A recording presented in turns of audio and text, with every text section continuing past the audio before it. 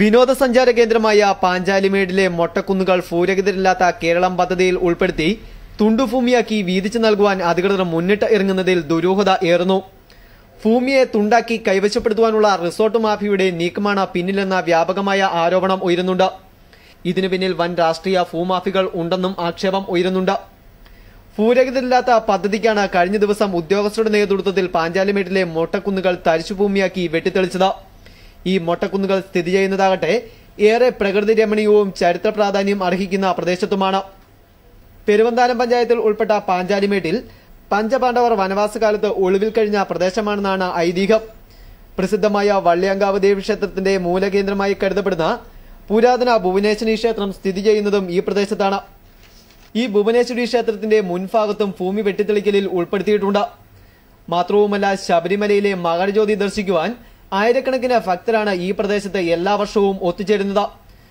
വർഷങ്ങൾക്ക് മുമ്പ് മുതൽ കണയങ്കവയൽ സെന്റ് മേരീസ് പള്ളിയിലെ ഇടവക അംഗങ്ങൾ ദുഃഖവെള്ളി ആചരണത്തിന്റെ ഭാഗമായി കുരിശുമല കയറുന്നതും പാഞ്ചാലിമേട്ടിലെ ഈ പ്രദേശത്താണ്.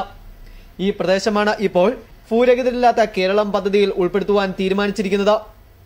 ഈ പ്രദേശം ഭൂരഹിതരില്ലാത്ത കേരളം പദ്ധതിയിൽ ഉൾപ്പെടുത്തി സാധാരണക്കാരായ ആളുകൾക്ക് നൽകുകയും പിന്നീട് ഈ സ്ഥലങ്ങൾ ഓരോന്നായി ഭൂമാഫിയയ്ക്ക് വാങ്ങിക്കൂട്ടുവാനുള്ള തന്ത്രമാണ് ഇതെന്നും ആക്ഷേപം ഉയരുന്നുണ്ട്.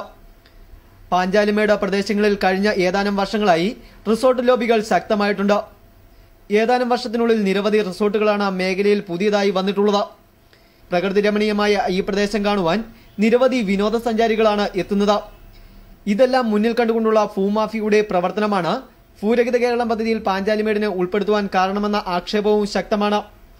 ഈ നീക്കത്തിന് പിന്നിൽ ഉദ്യോഗസ്ഥ ലോബിയും ഭൂമാഫിയും റിസോർട്ട് മാഫിയയും ഉണ്ടെന്നാണ് പ്രദേശവാസികൾ ആരോപിക്കുന്നത്.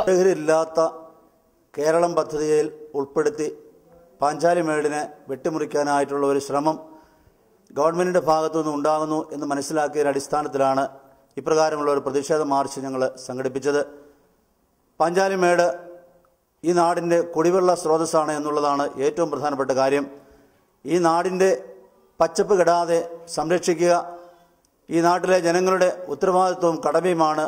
പ്രകൃതിയെ സംരക്ഷിക്കുക ഈ ജനത്തിന്റെ ഉത്തരവാദിത്തമാണ്. പ്രകൃതിയെ പൂർണ്ണമായിട്ടും സംരക്ഷിച്ചുകൊണ്ട് ഈ നാടിന്റെ കുടിവെള്ള സ്രോതസ് അതിന്റെ പൂർണ്ണതയിൽ നിലനിർത്തിക്കൊണ്ടു പോകാൻ വേണ്ടിയുള്ള കഠിന പ്രയത്നമാണ് ഈ നാട്ടിലുള്ള ജനം നടത്തുവാൻ പോകുന്നത്. ഈ ചെറിയ പ്രതിഷേധ മാർച്ചോടുകൂടി ഞങ്ങൾ ഒരു സമരത്തിനുള്ള ആഹ്വാനം ഇവിടെ നടത്തുകയാണ്. തുടർന്നുള്ള നാളുകളിൽ ഈ പദ്ധതിയിൽ നിന്ന് പിന്മാറുവാനായിട്ട് ഗവൺമെന്റ് തയ്യാറാവുന്നില്ല എങ്കിൽ ഞങ്ങൾ വൻ പ്രതിഷേധ മാർച്ചുകളായിട്ട് മുൻപോട്ട് പോകുമെന്ന് ഈ അവസരത്തിൽ ഓർമ്മിപ്പിക്കുക കൂടി ചെയ്യുന്നു. ഇത്തരം നീക്കത്തിൽ പ്രതിഷേധിച്ച പാഞ്ചാലിമേട് സംരക്ഷണ സമിതിയുടെ നേതൃത്വത്തിൽ ശക്തമായ പ്രക്ഷോഭത്തിനാണ് പ്രദേശവാസികൾ ഒരുങ്ങിയിരിക്കുന്നത്. ആദ്യഘട്ടമെന്ന നിലയിൽ ഞായറാഴ്ച കണയങ്കവയിൽ പ്രതിഷേധ മാർച്ച് സംഘടിപ്പിച്ചു.